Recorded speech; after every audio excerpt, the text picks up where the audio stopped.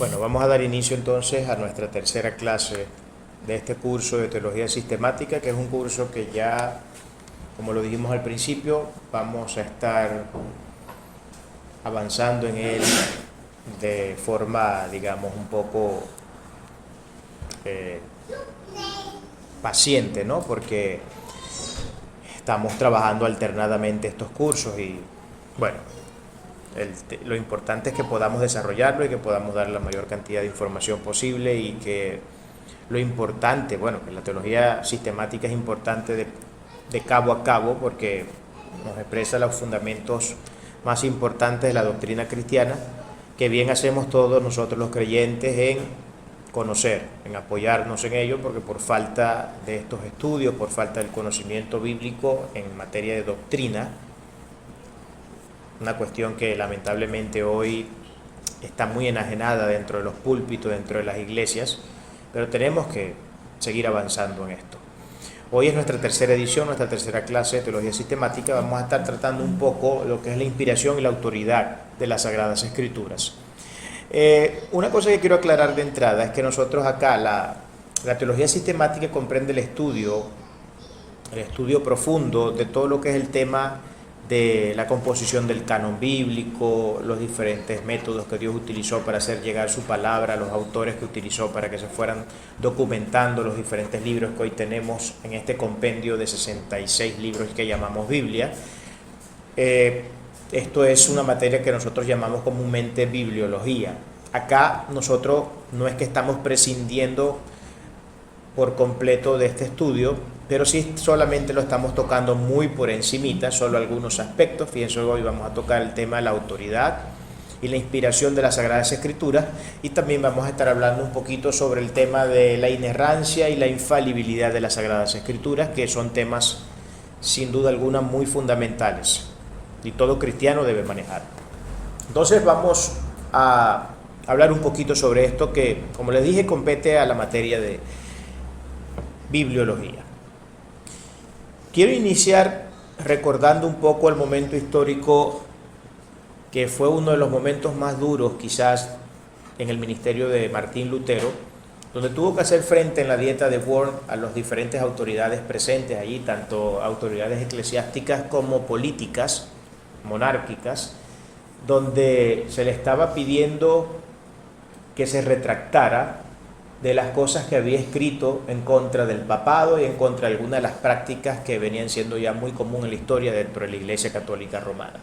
En esa dieta de Worms, en el año 1521, Lutero tuvo que dar su respuesta a lo que se le estaba exigiendo por parte de la Iglesia, ¿no? Y lo que le estaban pidiendo, como ya les dije al principio, era retractarse de todo lo que escribió en contra del papado y en contra de muchas de las prácticas de la Iglesia Católica. A lo que él tuvo que responder que no se retractaba.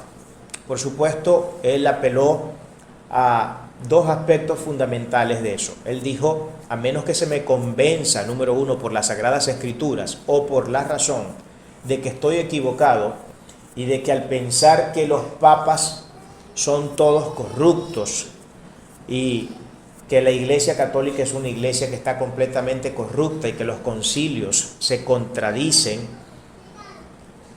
al menos que se me convenza por las Sagradas Escrituras de que yo me retracte de eso, no me voy a retractar, porque no estaría bien hacerlo por razones de conciencia y nunca está bien ir en contra de la conciencia. Eso, en paráfrasis, es básicamente lo que Lutero dice. De allí que nazca el tema de la sola escritura, que más adelante se dice, porque como ven allí podemos ver que está impresa la parte de la autoridad suprema de las Sagradas Escrituras. Acuérdense que históricamente la Biblia, o más bien la Iglesia Católica Romana, ha considerado la autoridad de la Iglesia y el magisterio al mismo nivel de la Biblia, al mismo nivel de las Sagradas Escrituras. De tal suerte que ellos muy bien pueden, incluso, yo diría que ni siquiera al mismo nivel, me parece a mí que en realidad la autoridad de la Iglesia Católica Romana está por encima de las Sagradas Escrituras, y eso lo podemos ver claramente en la formulación de todo un compendio de doctrinas que son por completo un insulto al sagrado texto. Doctrinas como por ejemplo la Inmaculada Concepción, o no la Inmaculada Concepción, la Inmaculación de María, que María no tiene pecado, que es la reina del cielo, que es la madre de Dios y un montón de cosas más. El tema del purgatorio, el tema de la salvación por las obras y bueno, una serie de cosas que nosotros sabemos que son parte del compendio doctrinal y dogmático de la Iglesia Católica Romana. El tema de la infalibilidad papal, que es una de las aberraciones más grandes que puede existir dentro de la Iglesia Católica, y la infalibilidad, por supuesto, también del magisterio, que según ellos tampoco se equivoca y nunca tiene ningún problema, ningún error. Y todo esto lo atacó de alguna u otra manera Martín Lutero, que fue ya la figura sí más protagónica y sin duda más pública y eficiente en acusar todas estas irregularidades, ¿no? Que antes de Calvino no se haya, perdón, antes de Lutero no se hayan ya levantado algunos otros sacerdotes indicando algunas de las irregularidades de la Iglesia Católica, porque ciertamente el procedimiento de la Reforma Protestante fue antes de Lutero, solo que las personas que se dedicaron antes de su labor, pues no tuvieron tanta, digamos así, tanta pantalla, ¿no? No tuvieron muchas cámaras encima como si lo tuvo Lutero por la fuerza con la que él emitió todos estos elementos irregulares dentro de la Iglesia Católica. Al decir que Lutero que a menos que se le convierta por las Sagradas Escrituras, estaba dándole a las Escrituras claramente una autoridad superior a la de la Iglesia. Si no se me convence por las Escrituras, entonces no me van a convencer. Quiere decir que él estaba pasando por encima de la autoridad de la Iglesia Católica Romana. Por eso que de allí sale la sola Escritura. No como un elemento, como un aspecto que deba ser entendido que es el único elemento que tiene autoridad, sino como la autoridad suprema. Porque nosotros no somos solipsistas bíblicos, no somos solipsistas en ese sentido de creer que solamente la palabra tiene autoridad. Creemos que hay un magisterio que tiene autoridad, creemos que la Iglesia tiene autoridad, pero que son autoridades que a fin de cuentas tienen que subsumirse a la autoridad suprema, que es la autoridad de las Sagradas Escrituras. Entonces hoy vamos a tratar un poco sobre este tema, sobre la autoridad de la Biblia y sobre la inspiración. Y hablaremos por supuesto también de inerrancia e infalibilidad de las Sagradas Escrituras. Cuando hablamos de la autoridad y de la autoría de las Sagradas Escrituras, tenemos que aclarar varios asuntos. Primero que nada, tanto la palabra autoridad como autoría derivan de la palabra autor, ¿no? Autoridad, autoría derivan de la palabra autor.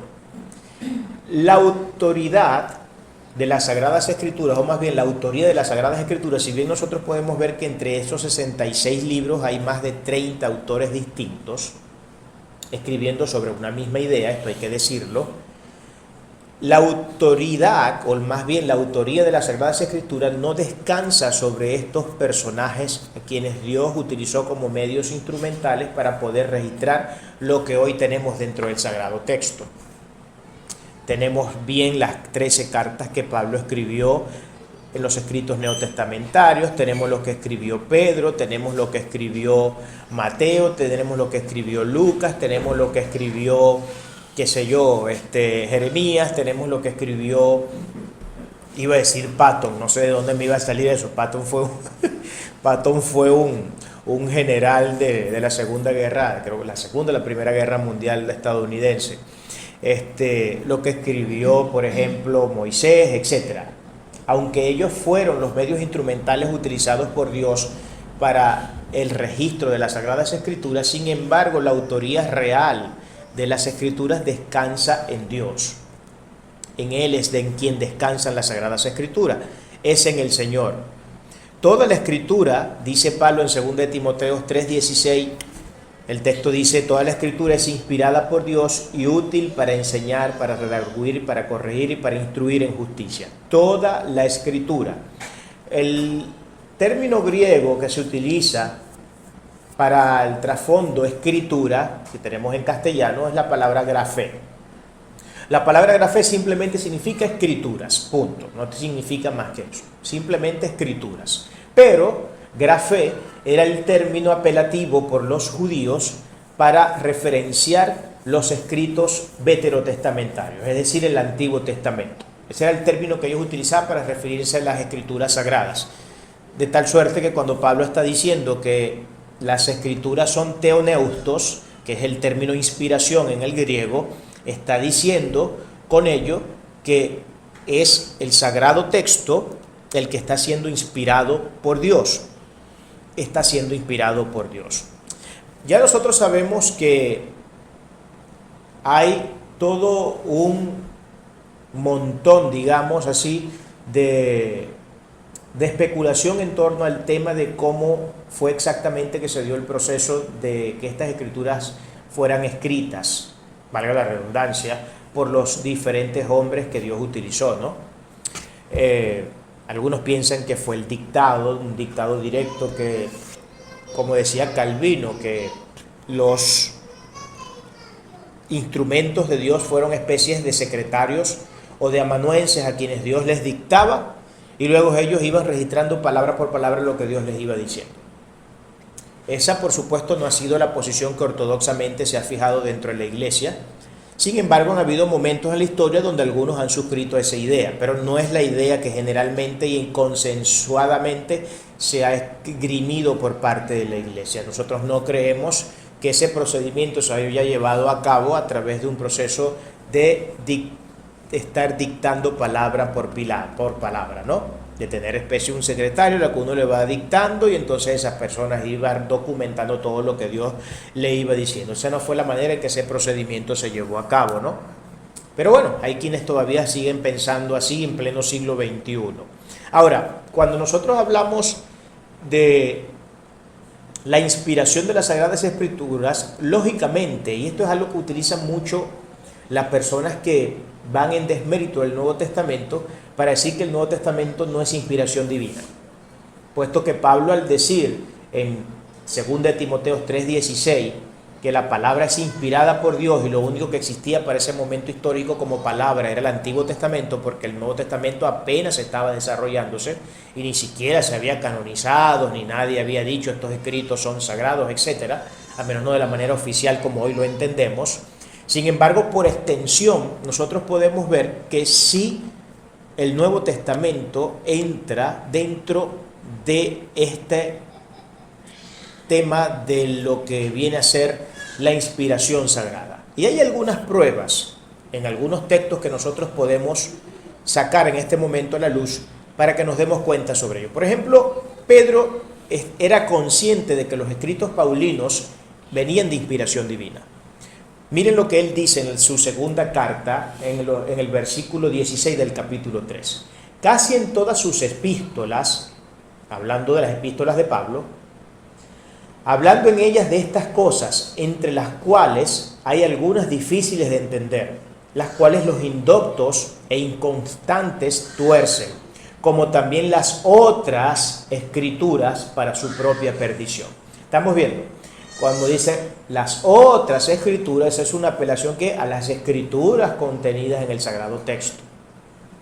O sea, Pablo está siendo atacado y sus palabras están siendo tergiversadas de la misma forma en cómo se ha tergiversado y se ha atacado también las palabras del Antiguo Testamento. Entonces, aquí lo que está haciendo el apóstol Pedro es homologar el estatus de las escrituras del Nuevo Testamento con las escrituras del Antiguo Testamento, por lo que el concepto de inspiración de las Sagradas Escrituras también contemplan el Nuevo Testamento, lógicamente, si no, no tuviéramos este testamento, ¿no? Y es aquí donde incluso tenemos el nacimiento propiamente y de forma técnica de la religión cristiana.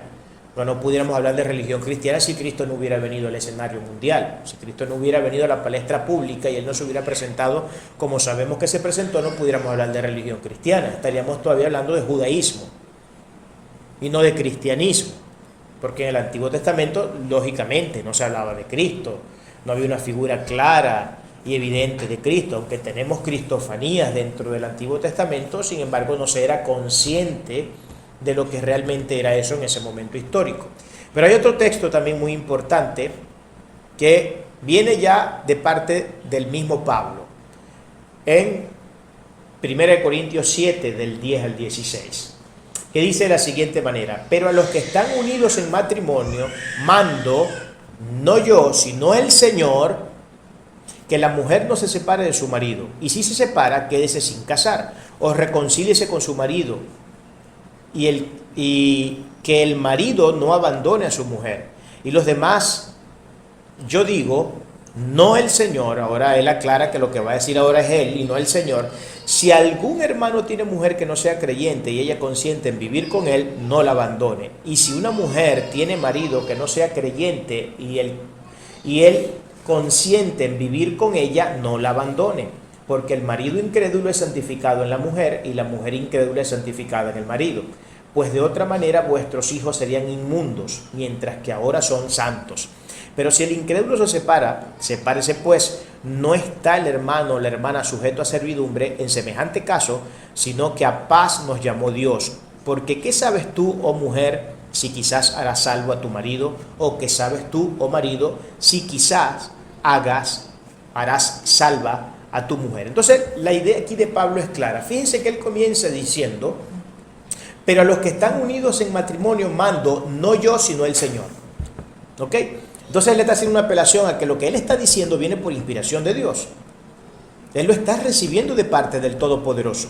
No es algo que surge de él, de que bueno, yo soy el gran apóstol, soy el hombre más docto entre los doctos, tengo una inteligencia y un coeficiente intelectual de 140 puntos, etcétera, y entonces yo puedo agarrar y comenzar a escribir lo que yo quiera y la gente tiene que hacer caso a lo que yo digo porque yo soy aquí el papá de los helados, el intelectual, el culmen del intelecto del siglo I. No, Pablo no está diciendo eso. Y fíjense que luego más adelante él dice: ahora no digo yo, sino dice el Señor. Y comienza a decir una serie de cosas al respecto del tema del matrimonio. Por lo que Pablo está aquí considerando nuevamente, hay una consideración dentro de este texto de que estas escrituras ciertamente son inspiradas por Dios. El Nuevo Testamento es tan inspirado por Dios como el Antiguo Testamento. Esto es una idea que está bastante clara en ese aspecto, ¿no? Hablando entonces un tema un poco de la inspiración, hay unas palabras de B.B. Whitefield que dice, ha señalado que el significado real de 2 de Timoteo 3:16 no se refiere tanto a la forma en que Dios comunicó su información por medio de escritos humanos, sino más bien a la fuente de esa información. En pocas palabras, el propósito fundamental de lo que está diciendo Pablo en 2 de Timoteo 3:16 es que las escrituras vienen de Dios. Esa es la idea central del texto. Lo demás, lógicamente, tiene y cobra mucho valor, porque todo lo que dice el texto y las razones que implica el texto tienen mucho valor, pero la idea central, según Whitefield, y creo yo que tiene esto mucho sentido, es hacer saber que las escrituras vienen por inspiración divina, vienen por inspiración sagrada, vienen por Dios, y es lo que estamos tratando acá de ver, que Dios es el verdadero autor de las Sagradas Escrituras, aunque utilizó hombres. Podemos llamarlos secretarios, amanuenses, como quisiera que llamarlos nosotros, como sea que los queramos llamar, pero fue Dios el que inspiró a través del Espíritu Santo a todos estos hombres que escribieron acerca del Señor. La palabra teoneutos es la palabra que tenemos en el griego para hablar de inspiración. Pero ciertamente, en términos bien técnicos, la palabra inspiración no es el reflejo exacto y preciso de lo que se lleva a cabo dentro del procedimiento cuando Dios da la palabra y cuando Él se hace el autor de la palabra. Ustedes saben que hay una diferencia entre expirar e inspirar. Expirar está conectado con la exhalación e inspirar está conectado con la exhalación. ¿Y qué es lo otro? Exhalación, exhalamos, inhalación, ¿verdad que sí? La inhalación es la que está entonces vinculada a la inspiración, ¿ok? En ese sentido técnico y hablando de forma más precisa, la palabra no fue tanto inspirada por Dios, sino expirada por Dios, o sea, botada de su boca, porque viene de la respiración de Dios. Y es cuando exhalamos que nosotros botamos lo que tenemos dentro, ¿verdad?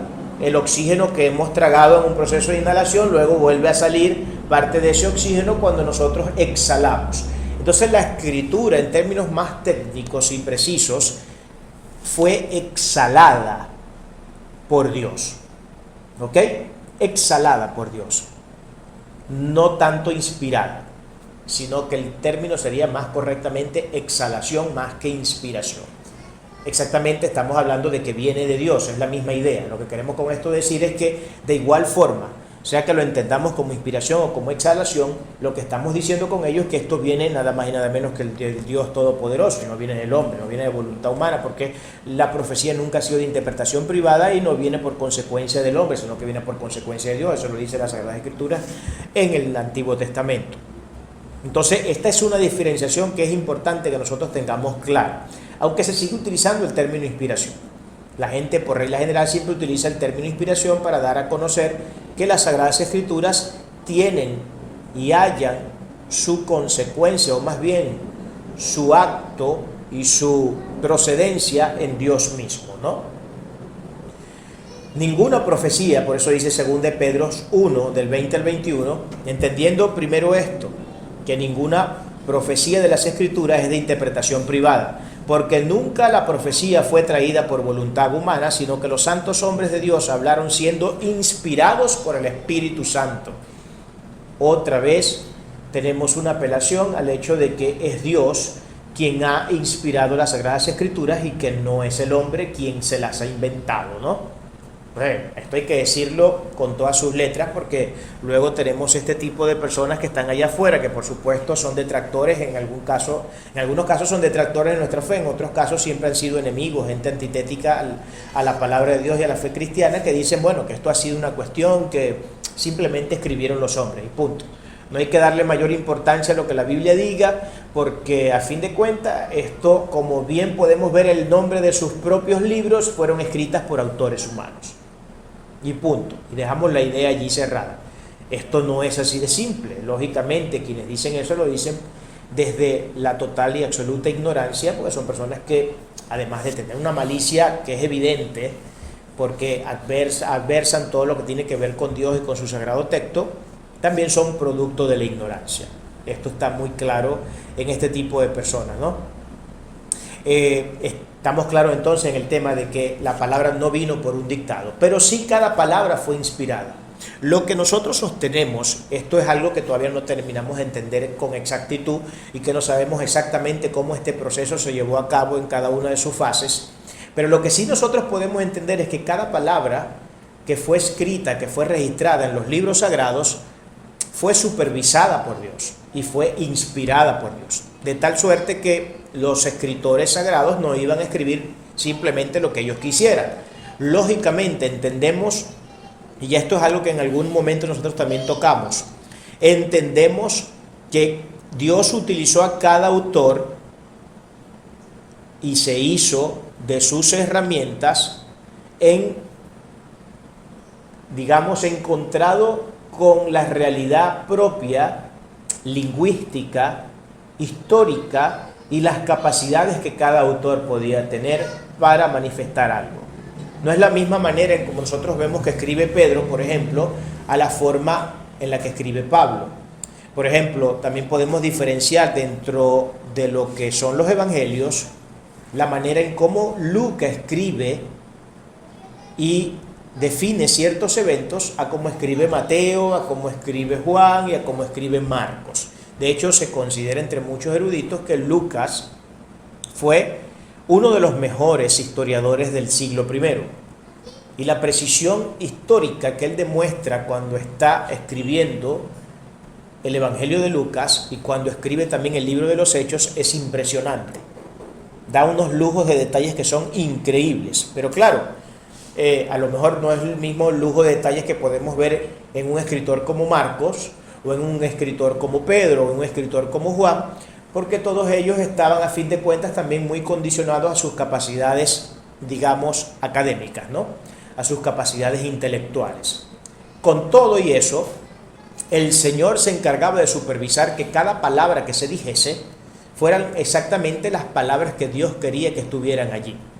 No que Dios las dictara de forma directa, pero sí Él se tuvo que dar a la labor de supervisar cada palabra que fue descrita y que cada palabra fuera inspirada. Por eso, de allí que la Iglesia siempre le haya dado tanta importancia a cada palabra cuando se hace una exégesis bíblica, cuando la iglesia estudia el original de los manuscritos, tanto en el griego para el Nuevo Testamento como en el hebreo para el Antiguo Testamento, le dan muchísima importancia y mucha preponderancia en el tema de estudiar palabra por palabra y el significado preciso de cada palabra, porque entendemos que cada palabra ha sido inspirada por el Señor.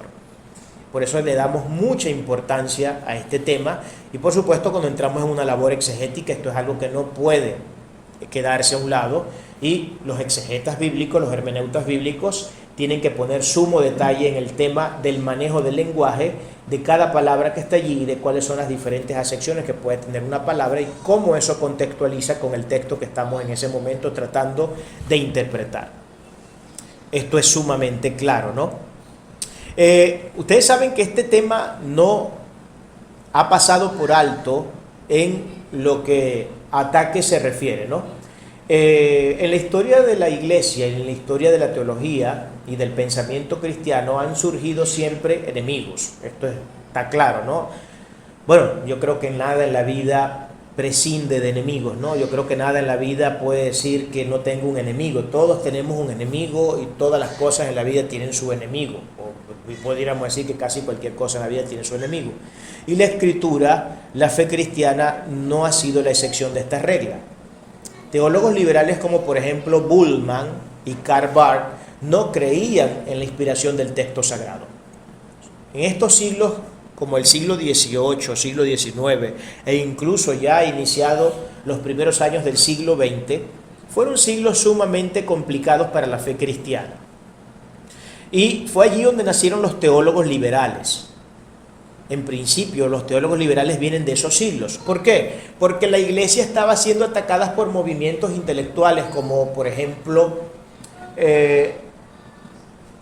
la exaltación a la diosa razón, que fue lo que nació en la Revolución Francesa con la Ilustración, y movimientos intelectuales también como el positivismo. Ambos movimientos exaltaban el conocimiento y el poder de la razón humana. Entonces comenzaron con una campaña contra la fe cristiana y contra todo aquello que no pudiera ser corroborado de manera científica. Tanto que se llegó al punto de decir que toda pregunta que no tuviera contestación desde el punto de vista científico ni siquiera valía la pena hacerse esa pregunta. Por lo que la fe cristiana quedaba relegada a un estado de simple misticismo, un cuentico más de camino que contaron por allá algunos autores, algunas personas que ni siquiera pensar en la posibilidad de que hayan realmente sido inspirados por Dios como ellos dicen, sino que bueno, fueron como otros historiadores más que relataron algunos cuentecitos que nos pueden o no parecer interesantes en algunos casos y listo, y la cosa no quedaba más que allí. Entonces, en respuesta a ello, nacieron los teólogos liberales. Los teólogos liberales en principio no tenían mala intención, aunque ellos luego niegan el tema de la inspiración y niegan mucho de los aspectos como la inerrancia y la infalibilidad bíblica.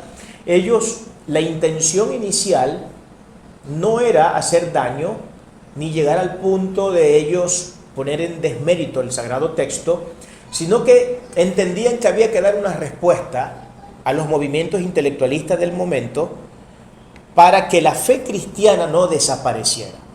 Entonces, vamos de alguna manera a permitir que cierto aspecto de esta cuestión de los movimientos intelectuales configuren una nueva forma de entender el cristianismo, de tal suerte que ya el cristianismo no se vea como un libro místico, con cuentos de camino, etcétera, sino que podamos dar razones intelectualistas del texto sagrado. Entonces, por ejemplo, un Bultmann podría decir, como de hecho dijo, hay que desmitificar el texto sagrado. Eso en aras de que el texto sagrado no siguiera siendo objeto de los ataques de los movimientos intelectuales del momento. Y con desmitificación del texto sagrado, lo que estos autores y estos teólogos liberales estaban intentando decir era, hay que quitar toda la parte de milagros, señales, prodigios y maravillas. y solamente dejar el logos, las palabras que se dijeron, las cosas importantes que enseñaron los grandes maestros, pero no entremos a creer luego que ciertamente hubo un mar que se abrió en 2 pedazos, que Cristo levantó muertos, que la resurrección de Lázaro fue una realidad histórica, que la resurrección del propio Jesucristo fue una realidad histórica, que el milagro de los panes y los peces y del vino fue una realidad histórica. No nos vayamos a ese tema porque estamos entrando ya en materia de situaciones y de eventos que, al no ser ellos constatables desde el punto de vista científico, porque no son susceptibles al método científico, y entendemos que estando en movimientos como la Ilustración y el positivismo que han permeado tanto el mundo del momento histórico, tenemos entonces que poner a la Biblia en una situación donde podamos satisfacer, digamos, las exigencias intelectuales y racionales del momento histórico. Para que la Biblia no desaparezca y la fe cristiana no desaparezca, tenemos que hacer esta vuelta. Entonces tenemos que reconsiderar muchos aspectos, tenemos que reconsiderar muchas cosas. Entonces, claro, cuando quitamos de la Biblia todos los elementos que tienen que ver con el poder de Dios en la manifestación de un milagro, en la manifestación de señales, de prodigios, de maravillas y de todo esto que nosotros vemos que está en la Escritura desde Génesis hasta Apocalipsis, nos quedamos meramente con un simple libro que cuenta historias muy interesantes y punto. Y no dejaría de ser en ese sentido un libro más entre el montón que se puede citar para saber algunas cosas históricas y punto. Y ya, no tenemos mayor cosa que buscar dentro del sagrado texto que esos. Algunos teólogos han dicho que la Biblia no es la revelación, sino un testigo de la revelación. O sea, la Biblia no solamente atacaron el tema de los milagros, prodigios y maravillas, sino que no se puede entender la Biblia como la revelación de Dios, sino que es un testigo de la revelación de Dios. Y son dos cosas muy distintas, ¿no? Una cosa es decir que la Biblia vino por inspiración sagrada y otra cosa es decir, no, la Biblia no vino por inspiración sagrada, no es la revelación de Dios, sino que ella fue testigo ocular de algunas cosas importantes que ocurrieron, que se redactaron, que se registraron y punto. Pero no podemos llegar al nivel de decir que la Biblia sea, de hecho, un libro que ha sido inspirado por el Dios Todopoderoso, porque de hecho no es un libro de inspiración divina. Pero la Biblia no solamente registra eventos históricos, sino que la Biblia misma se encarga también de dar la interpretación de esos eventos históricos. Por eso que nosotros podemos ver que, por ejemplo, el hecho de la crucifixión como un hecho histórico, la crucifixión de Cristo, tiene diferentes enfoques. En esencia maneja la misma tesis, pero hay diferentes enfoques entre los autores sobre el tema de la crucifixión de Cristo. Pero cada autor no se dedica ni se limita simplemente a describir como un hecho acaecido en la historia la resurrección, sino que da una explicación de la resurrección. Entonces, en ese sentido tenemos lo que nosotros manejando en materia hermenéutica, lo que llamamos la conspicuidad de las Sagradas Escrituras, que la Biblia se interpreta a sí misma, ¿no?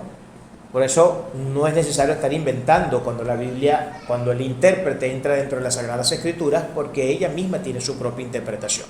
Solo que, bueno, no somos muy conscientes de ello porque a veces carecemos de las herramientas y de los métodos necesarios para poder detectar esas realidades que están dentro del Sagrado Texto. Entonces, esto es algo que está en la historia, esto es algo que incluso no ha parado de ser parte de los ataques que se recibe a diario, esto de que la Biblia simplemente la escribieron hombres, no tiene nada que ver con Dios. Además, la Biblia, ¿cómo podemos decir que la Biblia sea inerrante? Mucho peor todavía, que digamos que es infalible, si la Biblia está llena de todo tipo de errores. Y de errores de todo tipo, de toda naturaleza. Además, tenemos incluso contradicciones dentro del Sagrado Texto. Esto es lo que dice la gente. Esto es lo que dicen, por supuesto, los enemigos de nuestra fe. Ahora, tienen que lidiar con el peso de la evidencia para poder sostener esta tesis. La mayor parte de las personas que hacen esto y que atacan de esta forma tan indiscriminada y tan poco consciente, y que desde la propia ignorancia la gran mayoría lo hace, no tienen la menor idea de lo que el Sagrado Texto es. Jamás en su Biblia han entrado ni siquiera en un curso de Bibliología 1.0. ni siquiera han entrado en un curso de bibliología 1.0. A saber ya, siendo esa la condición que podemos ver en muchos de nuestros detractores, la cantidad de disparates que pueden salir de su boca, ¿no? Esto no es algo que deba extrañarnos a ninguno de nosotros, y todos nosotros tenemos que saber lidiar con estas situaciones y tenemos que saber dar respuesta a esta cuestión. Por eso que este tema de la bibliología es un tema que todo creyente tiene que conocer. ¿Por qué tiene que conocer? Porque siempre nos vamos a encontrar con personas que nos dirán este tipo de cosas. Con personas que nos dirán, yo no puedo creer en un libro que ustedes dicen ser sagrado, dicen ser divino, dicen haber bajado del cielo, cuando este libro claramente, al yo entrar en cualquiera de sus partes, voy a ver que el libro tal tiene el nombre de un tal autor. Eso quiere decir que las cartas de Pablo las escribió Pablo. Eso quiere decir que, por ejemplo, los proverbios las escribió Salomón, porque dice los proverbios de Salomón, que escribió para adquirir sabiduría, ciencia, inteligencia, para tener discernimiento de las cosas profundas de las Sagradas Escrituras, etcétera, etcétera, ¿no? Entonces, la gente piensa eso, pero tenemos que manejar esta información para poder presentar defensa con mansedumbre, con paciencia y con amor, como lo dice el apóstol Pedro, de las razones de nuestra fe. Entremos entonces ahora un poco en lo que es la infalibilidad y la inerrancia. Esto es una doctrina que se ha sostenido históricamente en la Iglesia, pese a que algunos siguen insistiendo en que el tema de la inerrancia y la infalibilidad nace en la Reforma Protestante en el siglo XVI. Pero tienen serios problemas para poder sostener esta tesis, puesto que hay claras evidencias de que padres de la Iglesia como Ireneo, como Tertuliano y como el mismo Agustín de Hipona suscribían la idea de la inerrancia y la infalibilidad del texto sagrado.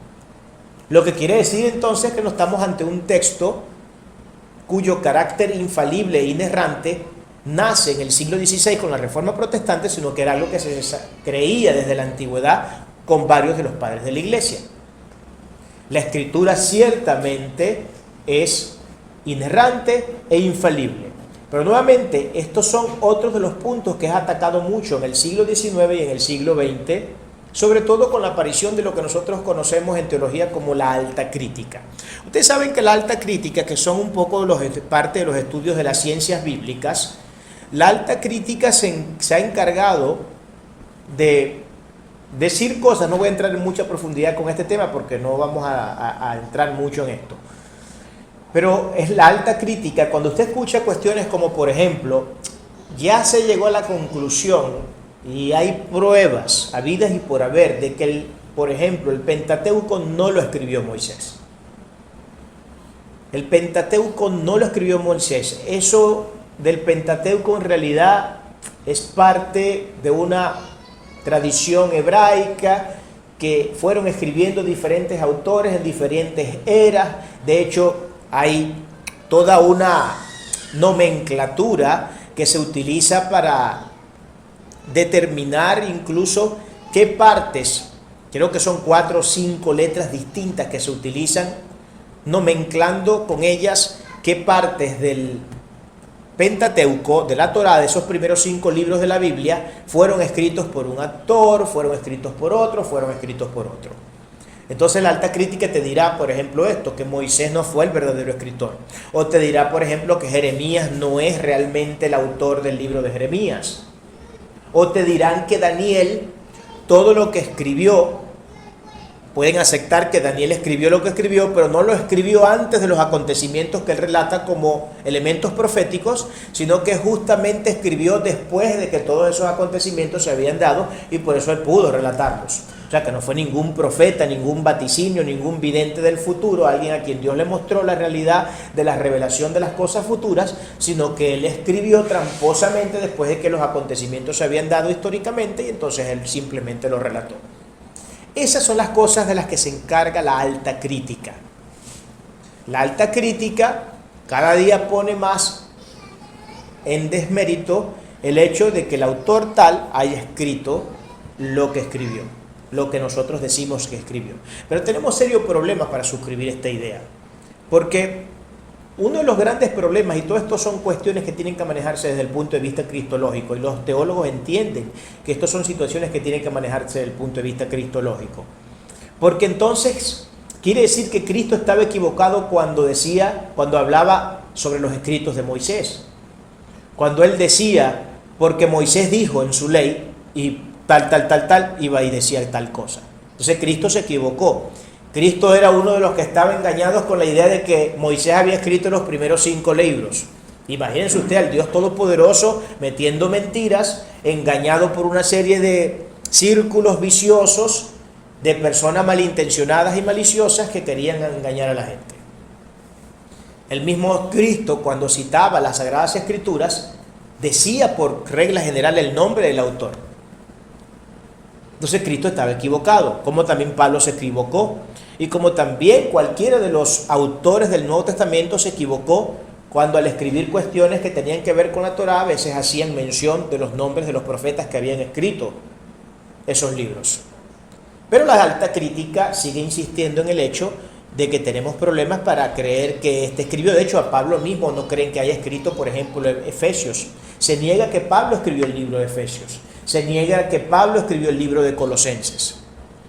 Y así podemos ir viendo cómo poco a poco, en cualquier momento, la alta crítica llega a la conclusión que los autores de la Biblia realmente ninguno de ellos son los reales autores. Que ya no tenemos a Moisés como personaje de la Biblia importante, y de hecho habría que cambiar incluso el nombre, porque en realidad no era Moisés y quién sabe qué cosa era.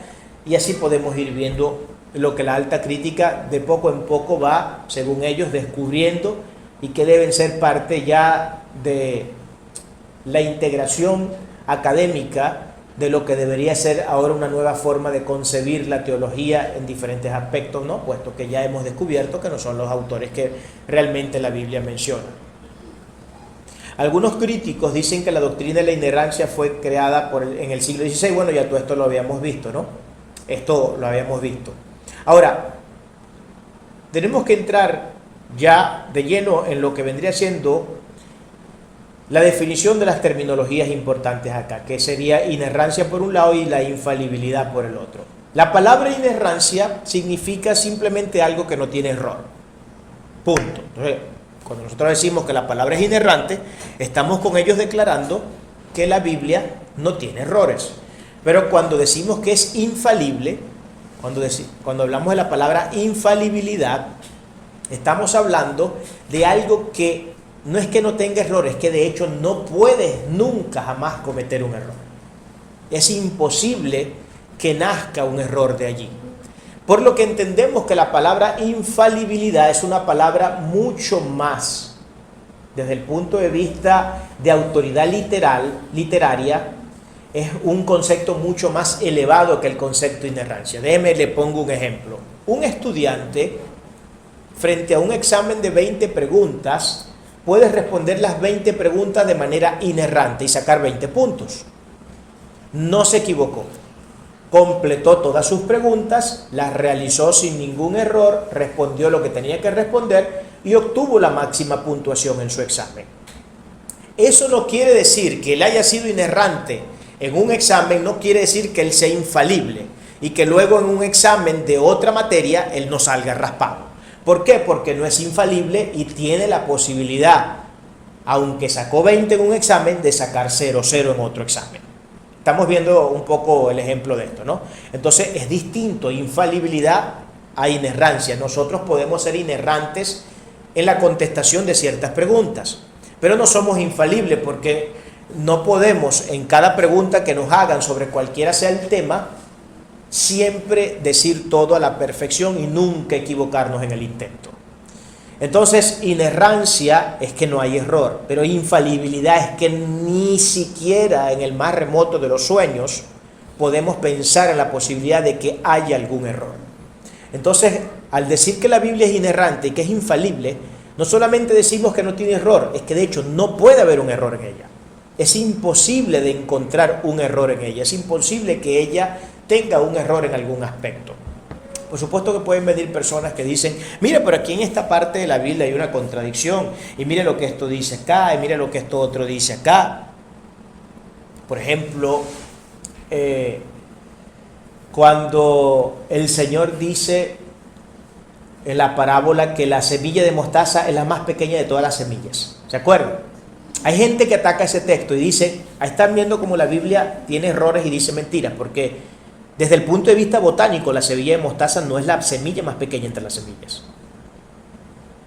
Ahora, quien no entienda que la Biblia no es un libro de botánica y que no pretende dar descripciones académicas, ni tesis, ni presentar exposiciones magistrales sobre botánica o sobre cualquier cosa científica, va entonces a incurrir en el error de pensar que Cristo ciertamente se equivocó ahí. Y si Cristo no se está equivocando, Cristo simplemente está ilustrando un tema.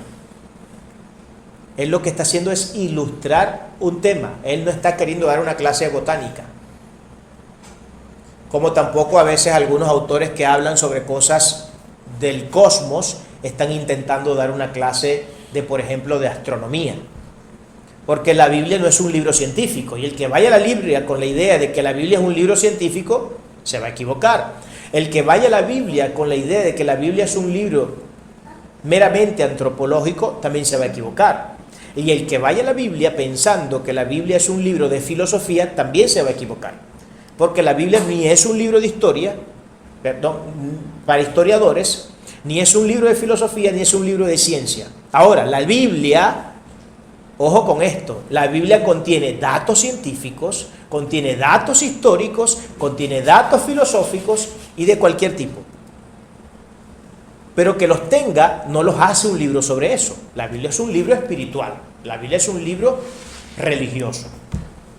Y su tema, su tesis central es hablar sobre una religión, hablar sobre principios y preceptos morales que deben formular una religión, hablar sobre la voluntad de Dios, que es lo que Dios quiere sobre los hombres. Entonces, cuando no hacemos estas diferenciaciones, es fácil errar y es fácil comerse la que muchas personas nos pueden decir allá afuera acerca de las Sagradas Escrituras cuando intentan entonces darle un golpe a lo que nosotros hemos creído históricamente acerca de nuestra fe. Cristo, sin duda alguna, es la figura suprema que imprime autoridad sobre el texto sagrado. Y con esto vamos a terminar. Cristo, repito, es la figura suprema que imprime el nivel supremo de autoridad que las Sagradas Escrituras tienen al escucharle decir algunos aspectos que vamos a estudiar a continuación.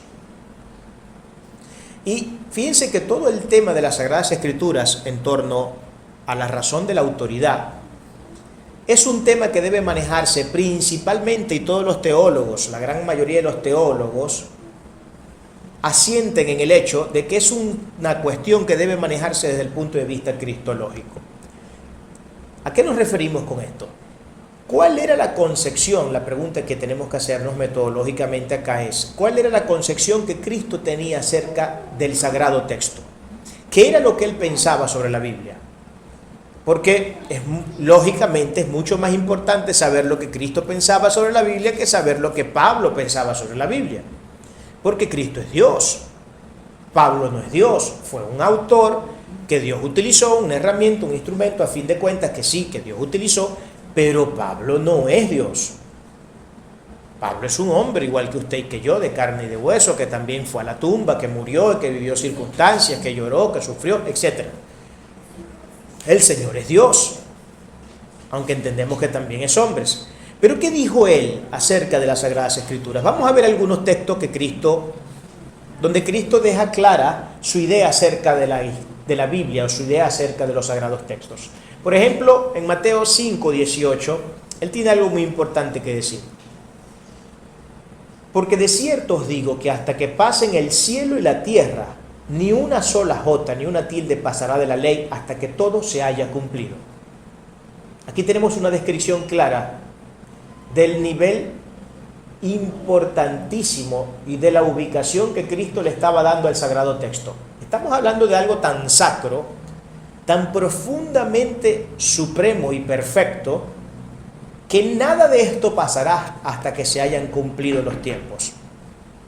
Nada de esto va a pasar hasta que se haya cumplido. Ni una jota, ni una tilde, absolutamente nada pasará de esto hasta que todas estas cosas hayan ocurrido. Allí tenemos una clara evidencia de que Cristo está diciendo que nada más y nada menos que la palabra que nosotros estudiamos y entendemos como Biblia, ciertamente es la palabra de Dios. Porque de otra forma Cristo no hubiera dicho que estas palabras no dejarán de ser hasta que se hayan cumplido los tiempos, dándole con eso un nivel de autoridad y de supremacía que es absolutamente clara en el texto. Pero no se queda en esto. Por ejemplo, en Juan 10:35 se dice: si llamó dioses a aquellos a quienes vino la palabra de Dios, y la escritura no puede ser quebrantada. Estamos viendo. Ahora, lo que Cristo está diciendo acá es que la escritura no puede ser de ninguna manera degenerada, la escritura no puede ser puesta en un nivel de segundo o de tercera o de cuarta categoría, porque ella no puede ser quebrantada. De lo que ella ha dicho se va a cumplir, y lo que en ella hay se va a cumplir, y los principios que podemos ver están integrados dentro de este sagrado texto. Todo aquel que los practique tendrán la recompensa que el mismo sagrado texto explica que tendrá, de manera que ella no va a ser quebrantada de ninguna manera. En Juan 17:17 dice: santifícalos en tu verdad, tu palabra es la verdad.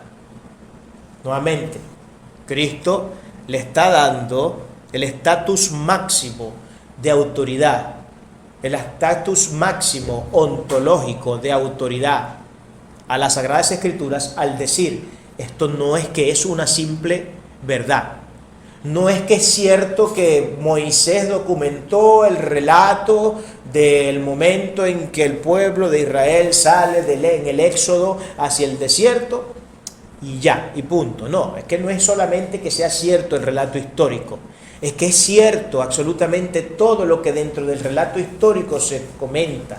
Por ejemplo, es cierto que yo utilicé a mi siervo Moisés para que pudiera abrir el mar en dos pedazos, para que el pueblo de Israel pudiera atravesar en seco hacia su objetivo. Es que es cierto también que el Todopoderoso se le apareció en el monte a Moisés. Es cierto que su rostro brillaba cuando se enfrentó a la eternidad. Todas estas palabras son ciertas. Es cierto que Josué también, las aguas cuando él fue a atravesar para ir a la conquista de los diferentes pueblos, también las aguas se abrieron en ese momento. Es cierto que los muros de Jericó fueron un hecho histórico, les quieran creer o no los quieran creer, pero tu palabra es la verdad. Tu palabra es la verdad. Por inverosímil, por irracional que puedan sonar algunos de los eventos que podemos encontrar, están registrados dentro del sagrado texto, Cristo está diciendo: esto es nada más y nada menos que la verdad. Y es una verdad que no puede ser quebrantada. Y es una verdad que no va a pasar y que no va a dejar de ser hasta que cada aspecto de esta verdad se cumpla. Entonces aquí tenemos una clara exposición de la veracidad, de la verosimilitud y de la naturaleza propia de las Sagradas Escrituras, de boca nada más y nada menos que del mismo Dios Todopoderoso, quien afirmó que la palabra es cierta, quien afirmó que esta palabra es inquebrantable y que de esta palabra nada pasaría. Tenemos claramente a Cristo dándonos de forma muy elocuente esta gloriosa realidad. Los teólogos liberales creían que Cristo se equivocó al elevar las Escrituras a ese nivel, de manera tal que ni siquiera al propio Cristo se le salva a los liberales, muchachos. Ni el propio Cristo se le salva. Dijeron: Cristo estaba equivocado. Claro, porque ellos necesitan, a como de lugar, ellos necesitan demostrar que sus tesis sobre la falsedad de la inerrancia, de la infalibilidad y de la inspiración del texto sagrado es cierta. Y uno de los grandes problemas con los que se encuentran estos teólogos liberales son estas declaraciones de boca de parte de nuestro Señor Jesucristo. ¿Cómo hacemos entonces para nosotros contradecir las palabras del mismo Señor? Bueno, poniendo en desmérito su propia persona.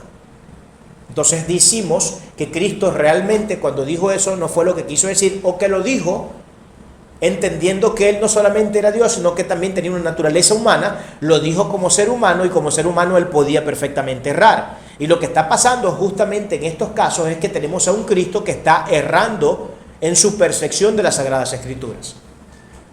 Claro, esto nos lleva a todo tipo de implicaciones que son fatalistas, que son problemáticas. Esto lleva a problematizar de una manera increíble todo este asunto. Porque cuando yo digo que Cristo cometió estos errores y que de hecho le estaba enseñando errores, estoy hablando entonces ya no de un Cristo que fue perfectamente limpio, sin mancha y sin arruga y que jamás cometió un solo pecado, sino que estoy hablando de hecho de un Cristo que cometió pecados. Porque un maestro que enseña error es un maestro que está pecando. Estamos viendo, ¿no? Esto está claro. En pocas palabras, la acusación de estos teólogos liberales es decir que Cristo no fue un ser perfecto. Ahora, ¿cómo ellos pueden seguir creyendo si Cristo no fue un ser perfectamente verosímil en todo lo que digo y que jamás se equivocó y que cumplió a cabalidad toda la ley moral? ¿Cómo pueden seguir entonces sosteniendo? Y mírense la contradicción de esta gente, ¿no? Porque esto es totalmente contradictorio. ¿Cómo pueden seguir sosteniendo que Él sea su Señor y Salvador cuando Él cometió errores igual que el ser humano? Y uno de los requisitos para que Él pudiera llegar a la salvación de la humanidad era que Él no podía pecar. Él tenía que ser hallado impecable en todos los pasos que diera. Tenía que ser hallado absolutamente impecable.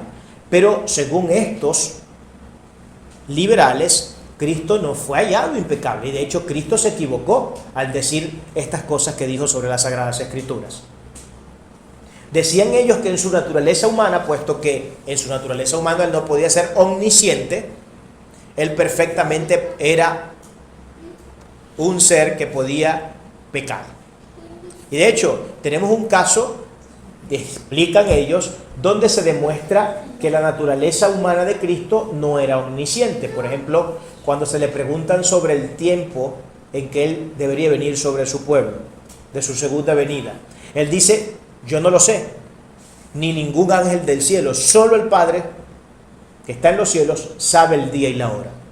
Y ellos utilizan eso como un apelativo para decir, fíjense que Cristo en su naturaleza humana no era omnisciente, es decir, Él no sabía todas las cosas cuando Él operaba en su naturaleza humana. Pero cuando operaba en su naturaleza divina, lógicamente Él lo sabía todo. Y eso es cierto. Eso es cierto. Y esto es un elemento que usted tiene que saber, porque hay mucha gente que se hace preguntas sobre ese texto. Hay mucha gente que se ha rascado la cabeza por años. A mí me pasó. Y yo siempre en lo profundo de mi corazón y de mi ignorancia, yo decía, Cristo no está diciendo aquí lo que uno está creyendo que está diciendo. Esto no debe ser interpretado como nosotros creemos que debe ser interpretado. Es imposible, y así siempre lo creí yo en mi ignorancia. Luego que salí un poquito de esa ignorancia me doy cuenta que no estaba equivocado, de que ciertamente Cristo tenía que saber el día y la hora. Y claro que la sabía, solo que en ese momento Él, por razones de conveniencia, porque no estaba permisado el dar el día y la hora en que Él debía venir, porque eso estaba prohibido que se supiera, Él en ese momento, para no mentir, apeló a su naturaleza humana, donde no era omnisciente, para decir no lo sé. Pero si Él apela a su naturaleza divina y dice no lo sé, estaría mintiendo, porque en su naturaleza divina Él sí es omnisciente. Estamos viendo esto. Esto está claro en la Biblia. Entonces, en los aspectos que nosotros vemos a un Cristo restringido o caminar de formas restringidas, porque en ese momento está apelando a su naturaleza como hombre, no como Dios. Y como hombre Él no sabía el día y la hora, pero como Dios sí lo sabía. Pero Él no iba a apelar a su naturaleza como Dios, Él iba a apelar a su naturaleza como hombre, porque Él no podía dar la respuesta. O no debía dar la respuesta. Él no debía dar todavía esa respuesta. Y ese era el caso que lógicamente se citaba. Entonces aquí tenemos toda una serie de ataques contra la persona de Cristo. Tiene que haberlos, porque si estoy buscando negar inerrancia, negar infalibilidad y negar inspiración del texto sagrado y negar que la palabra de Dios es la verdad gloriosa y absoluta de Dios, entonces eso me lleva de manera obligatoria a tener que ir en contra del propio personaje principal de las Sagradas Escrituras, que es el Señor Jesucristo. Y claro, explicaciones de todo tipo han surgido para tratar de marear a la gente, ¿no? Explicaciones de cualquier tipo y cuestiones que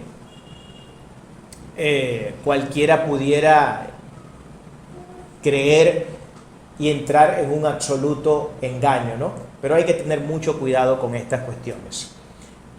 Lo cierto de todo esto es que Cristo, sin lugar a duda, le dio el lugar exacto y correcto al sagrado texto, diciendo que era una palabra gloriosamente divina, que era la verdad de Dios, que no era ni venía de nada más y nada menos que del mismo Dios Todopoderoso, y que no había sido entregada por voluntad humana, sino por la voluntad de aquel que es luz eterna y que es poder y gloria eterna. Damos gloria a nuestro Señor.